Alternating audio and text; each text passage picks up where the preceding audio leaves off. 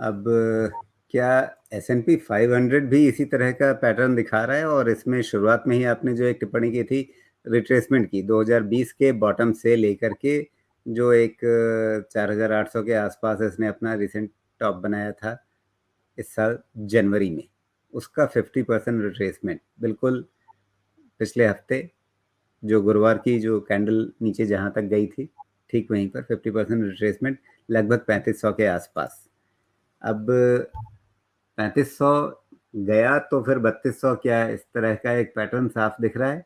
या इसमें भी वो उम्मीद बनेगी कि इसी में 38.2% रिट्रेसमेंट जो है 3800 के आसपास, उसके ऊपर निकला, जहां पर आपको एक रिसेंट टॉप भी दिख रहा है, मतलब स्विंग हाई जैसा बनता हुआ दिख रहा है। 3800 पार हुआ तो फिर यहाँ भी नई उम्मीदें बन जाएंगी। बिल्कुल सही बात। बस इससे ज़्यादा और कुछ वॉच करने की ज़रूरत नहीं है, बिकॉज़ लाइफ़ को अननेसेसरी कॉम्प्लिकेट क्यों करना है। तो जब नंबर्स क्लियर दिख रहे हैं कि 3500 पे सपोर्ट लिया और वो डिसेंट इंडेक्स के हिसाब से 50% रिट्रेसमेंट को भी इग्नोर नहीं कर सकते। स्टॉक होता तो थोड़ा उसको बेनिफिट ऑफ डाउट दे सकते थे। इंडेक्स के हिसाब से हम 38, 50, 62 सारे 66 किसी भी रिट्रेसमेंट को नानी कहते हैं।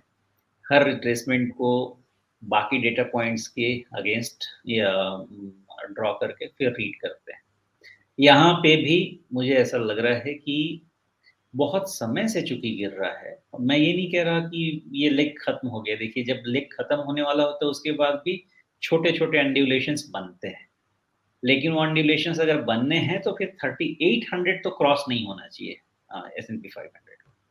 अगर 3800 क्रॉस होने की कोशिश कर रहा है तो शायद मार्केट को ये बेहतर पता होगा कि इन्फ्लेशन पीक हो गया है। यूएस में ऑलमोस्ट रिसेशनरी सिचुएशन आ जाएँगे, फिर जो टाइट लिक्विडिटी जो क्यूटी चल रहा है वो 6-9 महीने में फिर हो सकता है 12 महीने में क्यूई फिर से लाना पड़े। तो मार्केट फिर चूँकि सब कुछ फॉरवर्ड बहुत पहले फैक्टर करता है। जैसे मैंने बोला, इकोनॉमिस्ट जब बात करते हैं तो चीज़ें हो चुकी होती हैं। लेकिन जो हो चुकी होती हैं हमको वो 6 महीने 1 साल पहले समझ लेना होता है, अदरवाइज़ हम अपने इन्वेस्टर्स का पैसा नहीं बना सकते। तो उस हिसाब से पोज़ीशनिंग करनी पड़ेगी। तो अभी मुझे ये लगता है देख के कि मैं ये नहीं कह रहा कि डर खत्म हो गया है। मेन डर मुझे देखिए इकोनॉमिक सिचुएशन से मुझे बिल्कुल डर नहीं लग रहा है, बिकॉज़ एक अच्छी बात आप बता दें इस दुनिया में जो इकोनॉमी को लेके हो रही है, एक अच्छी बात बता दीजिए। तो उस हिसाब से तो सब कुछ पता है ना, सब खत्म करके रखा है जितने भी हमारे रिनाउंड इकोनॉमिस्ट और सेंट्रल बैंकर्स ग्लोबल हैं। तो वो पता है हमको, उसका सारा फैक्टरिंग डेटा कर रहा है, उसमें कोई दिक्कत नहीं है। क्या फैक्टर डेटा करेगा इक्विटी मार्केट की? हो सकता है कि जो टाइटनिंग है वो ओवर टाइटनिंग की तरफ जा रही हो और जी। उसके कारण फिर इनको ये चीज़ें आने वाले समय में रिलैक्स करनी पड़ सकती जी। तो अगर अमेरिकी बाजार में एक गुंजाइश बन रही है, एक संभावना बन रही है कि शायद रीसेंट बॉटम, पिछले हफ्ते का बॉटम जो है, वो कहीं बचा रह जाए, तो फिर क्या इसका मतलब हमारे लिए भी है कि हमने जो पिछले हफ्ते बॉटम देखा है, गुरुवार का ही बॉटम है, उस पर एक बार को नज़र टिका के रखी जाए कि जब तक वो ना टूटे तब तक और ज़्यादा हम मतलब बहुत नीचे की चिंता ना करें फिलहाल। सब हमारे लिए तो ऐसा है कि ये डाउ जोन्स अपना बॉटम बचा ले, एस-एन-पी बचा ले कि हम कम से कम दिवाली मना लें। क्योंकि ये आने वाला जो सिचुएशन जो है, इन पे ही डिपेंड करता है। बिकॉज़ हमारे मार्केट में तो ज़्यादा तकलीफ नहीं है, हमने अपने एक्सेसेस को शेप अप कर दिया है। इवन आप मीडियन वैल्यूएशन से भी देखेंगे तो मीडियन वैल्यूएशन से बहुत ज़्यादा फ़र्क नहीं है, मीडियन वैल्यूएशन पे ही है। एक चीज़ जो मैं बार-बार सुनता आ रहा हूँ कि इमर्जिंग मार्केट इंडेक्स में हमारा वैल्यूएशन, हमारा जो प्रीमियम है वो बहुत ज़्यादा है। थोड़ा-सा डीप जाके रीड करेंगे तो पता चलेगा कि हमारा प्रीमियम प्रीमियम बहुत ज़्यादा नहीं है, लोगों का डिस्काउंट ज़्यादा है, इसलिए हमारा फ़र्क ज़्यादा है।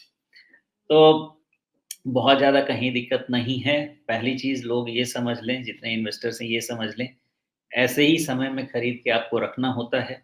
तो आप 2020 का रैली देखते हैं, 2022 में जो डल सिचुएशन 2021 के अक्टूबर के बाद जो देख रहे थे, उसके बाद अचानक से जो रैली 15,200 से आई है और उसमें भी पैसा बना है।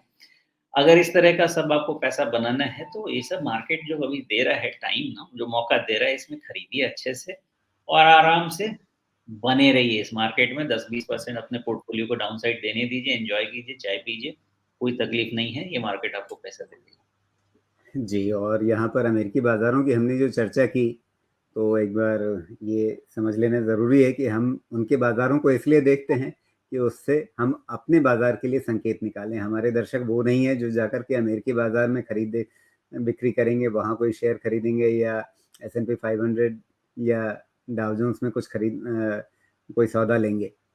हम उन बाज़ारों को इसलिए देखते हैं कि हमारे बाज़ार पे क्या असर आने वाला है, उसको हम यहाँ से थोड़ा कुछ संकेत ले सकें। तो फिलहाल अब